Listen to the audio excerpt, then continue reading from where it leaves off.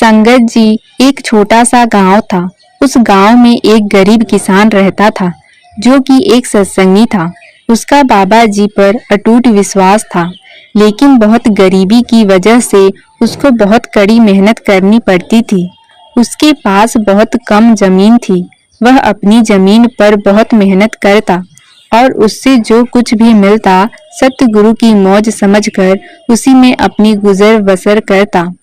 एक दिन वह किसान अपने खेतों में काम कर रहा था कि तभी उसे चमकता हुआ एक पत्थर दिखाई दिया। उसने वह पत्थर उठाया और उसे हाथ में उठाकर देखा तो देखने में लगा जैसे यह कोई सोने या चांदी का पत्थर है। उसे देखकर वह बहुत खुश हुआ और उसे अपने घर ले आया। घर पहुंचकर उसने वह पत्थर अपनी पत्नी को भी दिखाया, जिसे देखकर उसकी पत्नी भी खुश हो गई। तभी पत्नी अपने पति को समझाते हुए कहती है कि सतगुरु की कृपा से हमें यह पत्थर मिला है, क्यों ना इसे बेचकर हम अपनी गरीबी दूर कर लें। अगले दिन किसान और उसकी पत्नी पत्थर को बेचने के लिए शहर गए। उन्होंने बहुत सी दुकानों पर उसे पत्थर को दिखाया, लेकिन किसी ने भी उसे नहीं खरीदा। सभी ने यह कह दिया कि यह पत्थर साधारण पत्थर है, इसलिए हम इसे नहीं खरीद सकते। लेकिन तभी एक बुजुर्ग व्यक्ति वहां आया और उस बुजुर्ग व्यक्ति ने पत्थर को देखा और कहा कि यह कोई साधारण पत्थर नहीं है, यह तो एक जादुई पत्थर है। इस पत्थर से जो भी इच्छा हो वह मांग लो, यह उसे पूरी कर देता है। जब यह बात उन पति पत्नी ने सुनी तो वह दोनों बहुत खुश हो गए और उस बुजुर्ग व्यक्ति को धन्यवाद किया और अपने घर चले गए। फिर दोनों ने बहुत सोच विचार कर अपनी इच्छा उस रात को उसी से कही कि हम बहुत अमीर हो जाएं। अगली सुबह जब किसान और उसकी पत्नी उठे तो देखा कि उनका घर एक आलीशान महल बन गया है।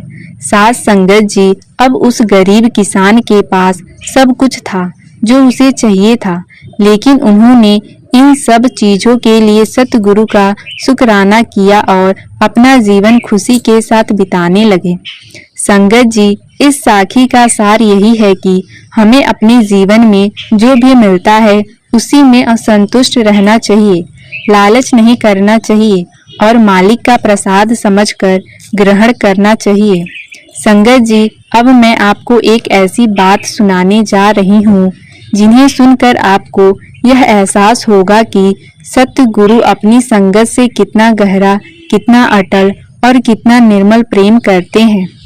अक्सर हम यही सुनते हैं कि संगत अपने सतगुरु से बहुत प्यार करती है, लेकिन यदि कभी यह समझ आ जाए कि सतगुरु हमसे कितना प्रेम करते हैं तो हमारा प्रेम उनके प्रेम के सामने बहुत छोटा पड़ जाएगा, क्योंकि जिस तरह से सतगुरु अपनी संगत से प्यार करते हैं वैसा शायद ही कोई अपने सतगुरु से कर पाए।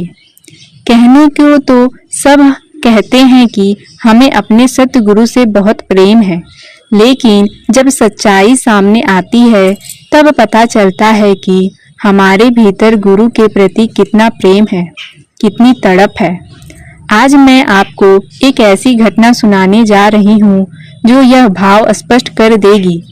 बात उस समय की है जब बाबा जी संगत से सेवा लिया करते थे और संगत भी बहुत समर्पण से सेवा करती थी। जगह जगह से सेवा आई हुई थी और हर कोई विनम्रता से, प्रेम से गुरु घर की सेवा में लगा हुआ था।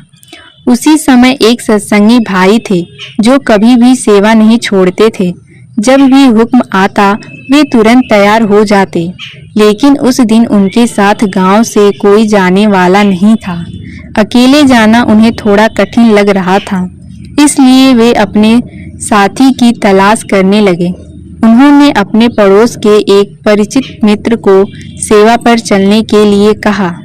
पहले तो उस व्यक्ति ने मना कर दिया, लेकिन सत्संगी भाई के बार-बार कहने पर वह तैयार हो गया। सत्संगी भाई ने उससे कहा था, तुम किसी बात की चिंता मत करना, तुम्हारी संभाल मेरा सतगुरु कर लेगा। तुम्हारे पीछे का काम भी वही संभाल लेगा। तुम बस मेरे साथ चलो, चाहे सेवा करो, चाहे सत्संग सुनो, चाहे आराम करो, यह तुम्हारी इच्छा है।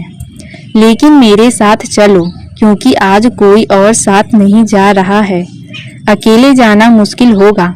बाकी सब मेरे बाबा जी पर छोड़ दो, वो बहुत बड़े हैं, सब ठीक कर देंगे। इन बातों को सुनकर वह मित्र भी सेवा पर जाने लगा और दोनों एक साथ सेवा के लिए निकल पड़े। वहां पहुंचते तो उसने देखा कि हर कोई तन मन धन से सेवा कर रहा है। उनकी लगन देखकर उसके अंदर भी सेवा के प्रति प्रेम जाग उठा और वह भी जोर शोर से सेवा में लग गया। कुछ ही दिन सेवा चलती रही और फिर वो अपने अपने घर लौट आए। कुछ दिनों बाद वह मित्र सत्संगी भाई के पास आया और बोला, कल रात मेरे सपने में तुम्हारे गुरुजी आए थे। मुझे अपने साथ ले जाने की बात कहकर गए हैं। उन्होंने कहा है कि तैयार रहना, मैं तुम्हें लेने आऊंगा। मुझे समझ आ गया कि उन्होंने ऐसा क्यों कहा। मेरी उम्र हो चुकी है, शायद मेरा अंतिम समय नजदीक है। यह सुनकर सत्संगी भाई बहुत हैरान हुआ। उसे समझ नहीं आ रहा था कि ऐसी कृपा उस व्यक्ति पर कैसे हो गई जिसने पहली बार सेवा की थी। वह भागता हुआ बाबा जी के पास गया और सारी बात बता दी। उसने बाबा जी से कहा, हे सच्चे बादशाह, मैं वर्षों से आपके साथ जुड़ा हूँ, हर सेवा में आया हूँ, आपके हर वचन को माना है, लेकिन आज तक आपने मुझे ऐसी कृपा नहीं दी।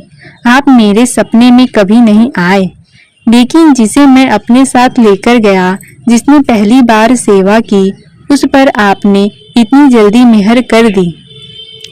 इतना कहकर वह सत्संगी बाबा जी से रूठकर एक तरफ खड़ा हो गया। सतगुरु ने उसे बहुत प्रेम से अपने पास बुलाया और कहा, भाई, इसमें मैंने क्या किया?